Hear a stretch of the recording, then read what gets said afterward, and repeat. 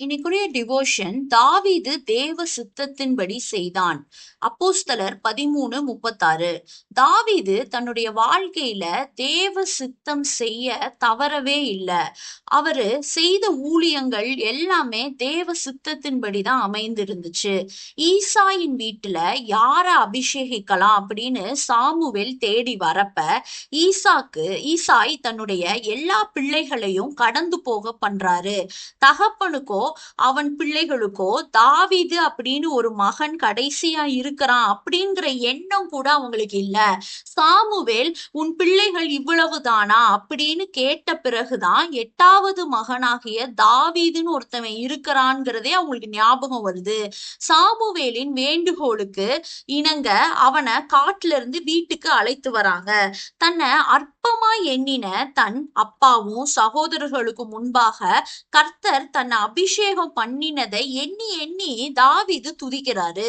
இப்படி தன்னை கனப்படுத்தின தேவனுக்கு அவருடைய சித்தத்தின்படிதான் ஊழியம் செய்ய முதலாவது அவன் செய்தது சுரமண்டலம் வாசிக்கிற ஊழியம்.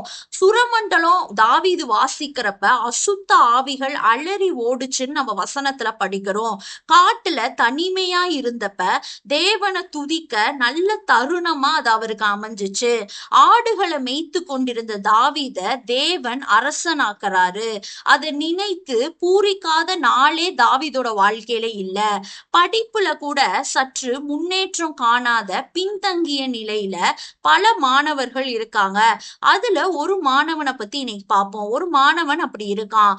ஒவ்வொரு வகுப்புலையும் 2-3 வருஷம் ஃபெயில் ஆகி படிப்பானாமா. அதனால அவனுக்கு பின்னாடி வர ஜூனியர்ஸ் எல்லாம் அவனை ரொம்ப கேலி பண்ணுவாங்களாம்.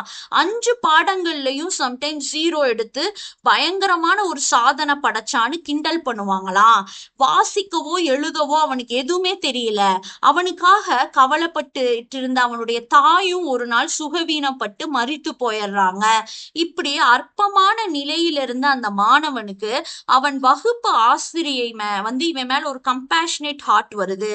அதனால கனிவோடு அந்த பையனுக்கு சின்ன சின்ன வசனங்களை கற்றுக் கொடுக்க ஆரம்பிக்கிறாங்க அந்த டீச்சர். படிப்பு அவன் மண்டையில சுத்தமா ஏறல.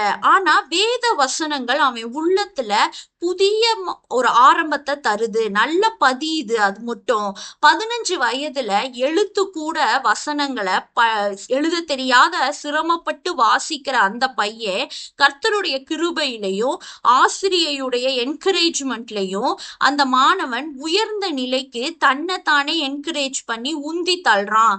பின்னாடி நாட்கள்ல இங்கிலீஷ்ல செய்தி கொடுக்கவும் சர்வதேச நாடுகளுக்கு சென்று பிரசங்கிக்கவும் தேவன் அவனை எக்யூப் பண்றாரு.